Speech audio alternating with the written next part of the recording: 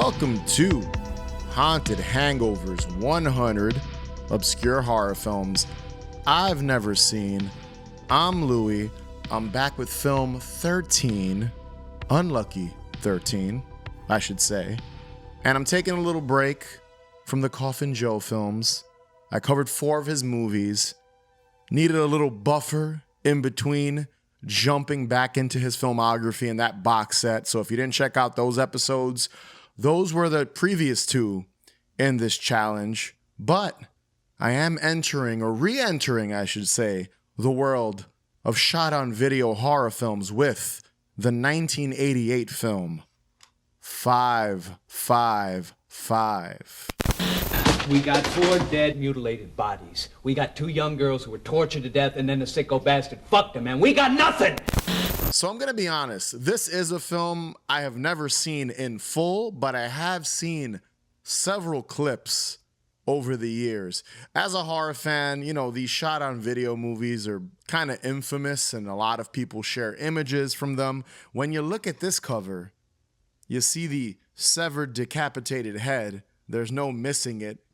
But yeah, I remember during the whole VHS boom in around I think it went from like 2010 to 2013, 2014, around that time, where people were getting into collecting old VHS tapes again, having massive collections. And that's why when you want to search for some more rare films these days on eBay, you can get a VHS tape up to like $200 if it's something really hard to find. Even some stuff that's not so hard to find can run you a couple bucks. And 555 was one of the poster child of the VHS boom from 10 years ago, maybe a little more than 10 years ago now.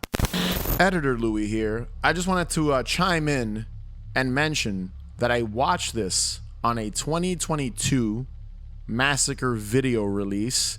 Not too much to this DVD. We do get a reversible VHS cover, some interviews with cast and crew, a rare, and that's what it says on the back of this DVD, a rare still gallery, and trailers of some other Massacre video releases. All around, good stuff. Back to the show. And I just always remember seeing it, and I'll be very honest, I always heard it was terrible from friends of mine, and I never bothered watching it in full. I had seen images. I have friends that maybe put it on, and I wasn't paying attention. I was off playing card games or something while it was on, so I did see clips. So I technically didn't go into this movie blind. So this was directed by Wally Coase. It stars a bunch of unknowns, as most of these shot-on-video films do. You know, I covered Fuck the Devil and Fuck the Devil 2 Return of the Fucker a few episodes ago. This is kind of in that ballpark. I don't believe any of these actors went on to be in anything else. A lot of them, 555 was their claim to fame. I also want to point out that this was shot on video for direct-to-video, as most of these movies were in the late 80s, early 90s. It has an iconic VHS box art with that pink background, the severed head I mentioned before, the yellow font, 555. And I feel like that's why most people either rented this film or gave it a shot, because I feel like not a lot of people have watched it, but know the VHS cover art. So 555 has a pretty simple plot. They're not reinventing the wheel here. Spoiler witch, because I'm going to just talk about this movie very loosely. I mean, even with spoilers, you're not missing much. There's not much to this film. We follow 2 detectives, Connor and I believe it's Holler, who with the help of a reporter, Susan, are hot on the trails of a necrophiliac hippie serial killer who murders 5 couples every 5 years over 5 nights, hence the title 555. From there we get, in graphic detail, several different set pieces involving random young couples being brutally murdered, with the killer's pattern being decapitating the male victim, he always cuts their head off, tying up the female victim with a white rope, does that every single time, stabbing said female victim, and then proceeding to do you know what to their corpse in a very comedic fashion. My man never takes off his pants when he does the deed to the dead body. A revelation is made. Yes, this film has a revelation involving Susan's, the reporter I mentioned before, district attorney boyfriend Ralph being the killer because in the past, his ex-girlfriend cheated on him, he snapped, and that's what triggered him to kill her and continue his murderous rampage every 5 years. This movie tries to have a legitimate story and actually wraps it up, which is kind of crazy for a shot-on-video film in this era. So with a film like 555, I've got to do my 2 points of why you should watch this film, and 1 point, and there's a big audience of people I know that would fit into that category of why you shouldn't watch 555. Point number 1, the gore effects.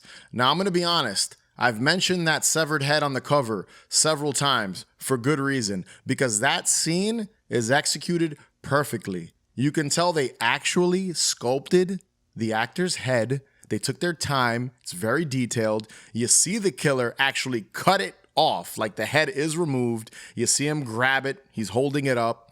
And I can compare it to something like a trauma movie. So you guys, I'm sure listening, are familiar with trauma films. Dare I say, this movie does a decapitation better than some trauma films I've seen, and I'm pretty sure those movies had a bigger budget than 555, so I give them a lot of credit. They took their time putting together this elaborate effect, hence why I think it's on all the cover art for this movie, because that's what was selling it. Now, another cool effect is every single time the killer is slicing up the female victim, you actually see him cutting into or stabbing the torso. So again, like the head, they took their time to make a prosthetic or makeup effects and show the blood coming out. There's one scene where there's a couple and the woman's in the bed. She's using a blanket to cover herself because she's butt naked.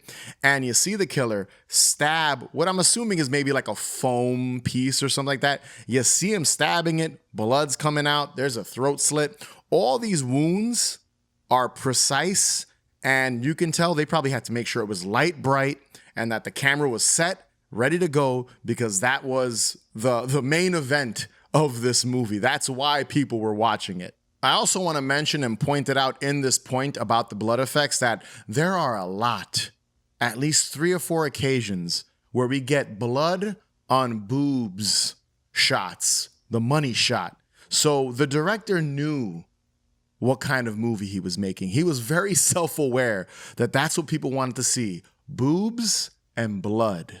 Point number 2, and I can't believe I'm saying this, just some, a very small portion of the acting in this movie is decent, but a good chunk of it is terrible. What, did Kennedy throw you over for somebody younger? This your way of getting even? Listen to me, you stubborn Irish cocksucker. I'm too good a lay for any man to ever get rid of. So the actor that plays the Colonel, he was the standout to me. Really early in the movie, there's this interrogation scene, and you could tell he was giving it his all. It's a pretty realistic depiction of like a desperate person trying to tell detectives that they're innocent, like kind of defending themselves. And he does a great job. This is an extended sequence.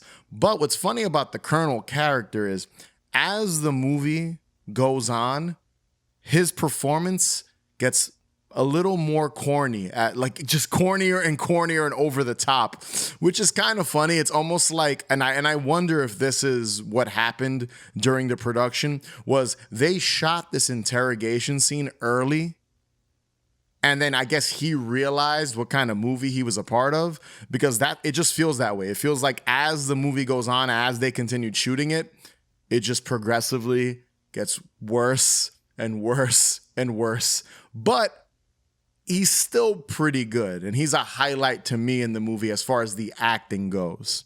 And if I'm keeping it real, the rest of the performances are pretty bad, just terrible. Sergeant Connor, it almost feels like he's been plucked out of a porn parody. Just his mannerisms, every scene, he's like, damn it, and he like pushes things off the table. I don't know if that's what he was going for, or he just really thought he was giving an Academy Award-winning performance. The actress who plays Susan, the reporter, there's a scene that legit feels like it was taken out of a porn movie, like they were about to have sex right there. So Susan, the reporter, goes to visit the colonel, the guy I just mentioned that I thought did a decent job in this film, and she's coming on to him, showing some cleave. He like bashes his head into her chest at one point because she's trying to find out information on the case. That's the only reason why she exists. But this entire sequence is hysterical, but highly entertaining. I do want to lump into this point the performance of the killer. So there's a couple of sequences, a couple of like scenes throughout the film. They sprinkle it here and there where you see the killer sitting in this really shadowy, dark room, usually sharpening his knife and listening on a walkie-talkie on a radio, like just to get updates on where the cops are and stuff. Those scenes were executed pretty well. The heavy breathing, you know, he kind of almost looks like he's in a void. So I enjoyed just the way those scenes look, and kind of skeevy. The killer does seem gross in those sequences as he kind of gets off on knowing the cops are after him, but he's gonna go out and murder some more couples. I will say this though, he looks ridiculous. He's wearing a hippie wig, hippie beard, and floral shirt, and for some reason, the knife he's usually using is all squiggly. So, not the most intimidating killer, but those scenes kind of make him a little creepier. And point number 3 of why you might want to skip 555 if this doesn't sound like the type of film you would enjoy. It is a bad movie. I'm not going to sugarcoat it. This movie was very poorly made. You could tell they didn't have a lot of money, but there's certain like aspects of it that fit into that so bad it's good category. So like 50% of you might love this because of how stupid it is. And the other 50 will put it on and 5 minutes in, turn it off because of the low quality. For example, several times throughout this movie, you can clearly see the boom pole or mic. It's almost like they weren't even trying to hide it, which is surprising because you can tell some attempt was put into this project to make it a good movie. But legit, wide shot, boom, in and out, boom, in and out. You see how you see my mic right now? Almost like that. Like you can see it. There's even a scene where the sergeant is at his desk and he's talking to the other detective. And I guess the camera operator noticed that the boom was slipping into the frame, and you see him zoom in to the sergeant trying to like avoid it. So I'm guessing the editors at the time, they couldn't do like, you know, what we do nowadays, you know, as editors is you can kind of pull in, crop certain parts of the frame out. I'm guessing they couldn't do that. They could only like cut the film together. So you see the cameraman zoom in like, oh shit, the boom's there. And he just kind of goes in closer to the sergeant and the detective. And probably the thing that will sway people in the side of this is just terrible, there are some really dull moments. So you get a lot of detective talk. The two detectives hanging out at a diner, talking about the case, ordering hot dogs. You get them talking in their office. We get a sequence where the sergeant legitimately is prepping to take a nap. You see him sit on the couch. He's uncomfortable. He gets up. He gets a bottle of booze, takes a sip, gets up, grabs a pillow, goes back to the couch, lays down. It just feels like they were padding out the runtime, trying to make this feature length. And it does slow down the movie. You know, so sprinkled throughout all the gory, violent moments, slasher moments that we all want, there is a lot of like talking back and forth. Which, you know, if you want to tell a story, you gotta have those elements, but I don't think anyone's going into 555 for the plot. They're going in for the violence. They're going in for the nudity. They're going in for the kills. So you don't really care about these two detectives and this reporter on the case trying to find out who's the killer. The big reveal at the end. You don't really give a shit. And when it does happen, when that reveal does happen, you're just like, all right, whatever, because of all these talking head moments sprinkled throughout the entire runtime. And I'll say this just to kind of close out this episode and 555. I feel the same way I felt about Fuck the Devil 1 and 2, where you're watching these films because of the charm, because of the attempt at trying to make a movie with no budget. You know, as a filmmaker myself, I know the struggles. You make shitty movies. It just happens. So I'm always kinder to these movies because of that, just from experience, knowing the struggle that goes into making a very low budget film. So if you kind of go in with that mindset, you can kind of put all the other bullshit aside and just enjoy it for what it is.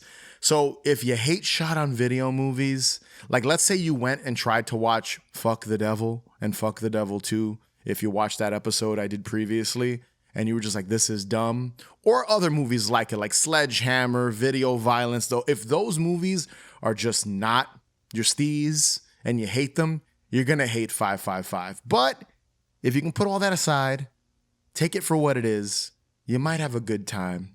Good party movie. Similar to those other two films I mentioned, Fuck the Devil 1 and 2.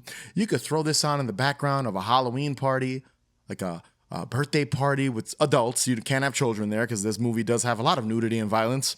But, you know, you don't need to pay attention to it. You could just look at it. Oh, there's some blood and a decapitation. And then talk to your friend while all the boring detective stuff happens. And I feel like that's where these type of movies just sit. That's where you can put them, just as background noise. That's what they work. I don't think anyone's sitting there and like doing what I do here and paying attention, taking notes. It's not that type of movie. So take it for what it is. What's the matter with you? We got a madman running around the city and you're talking to your wife about a fucking barbecue. What are you so pissed off about? You're invited.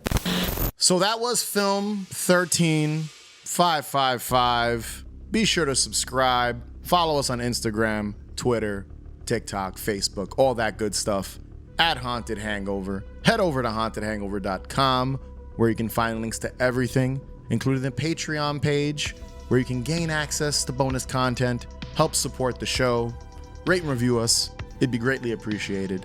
And as always, remember, the best cure for a hangover is more booze. Catch you guys later.